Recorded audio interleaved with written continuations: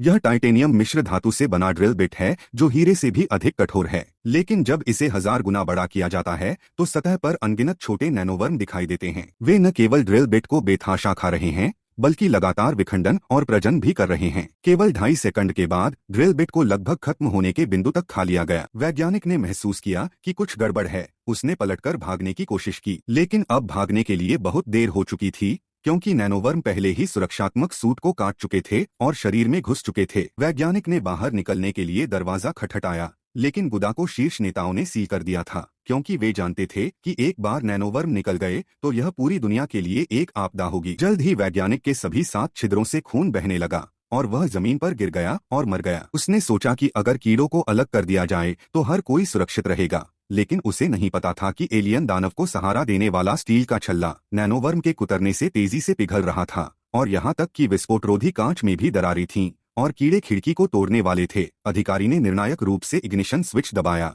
और प्रायोगिक केबिन तुरंत हजारों डिग्री की लपटों के साथ प्रज्वलित हो गया और उसने सोचा कि कीड़े जलकर राख हो जाएंगे, लेकिन उसने कभी उम्मीद नहीं की थी कि उच्च तापमान का न केवल कीड़ों पर कोई प्रभाव नहीं पड़ेगा बल्कि एलियन दानव को भी गुस्सा आ जाएगा। और दानव ने धीरे धीरे अपने हाथ ऊपर उठाए और अनगिनत नैनोवर्म में विघटित हो गया और मनुष्यों पर हमला करना शुरू कर दिया। इससे सभी लोग बुरी तरह डर गए। एक कायर और भयभीत वरिष्ठ अधिकारी एलायंस ने भागने के प्रयास में दरवाजा खोलने के लिए अपना कार्ड स्वाइप किया, लेकिन वे इसे खोल नहीं सके चाहे उन्होंने कुछ भी किया हो। पता चला कि कमांडर ने किसी भी स्थिति से बचने के लिए बाहर निकलने का रास्ता बंद कर दिया था और अनगिनत कीड़े खिड़की से बाहर निकल आए। पूरे सैन्य अड्डे पर बाढ़ की तरह फैल गए, जबकि अड्डे के बाहर सैनिक हाई अलर्ट पर थे, किसी भी समय गोलीबारी करने के लिए तैयार। जल्द ही नैनोवर्म के हमले के तहत अड्डे का गेट खराब होने लगा और फिर हवा में तेज आवाज हुई, गेट आसमान से गिर गया। अनगिनत नैनोवर्म झुंड में बाहर निकल आए। कमांडर कैप्टन एलायंस ने गोलीबारी शुरू करने का आदेश दिया।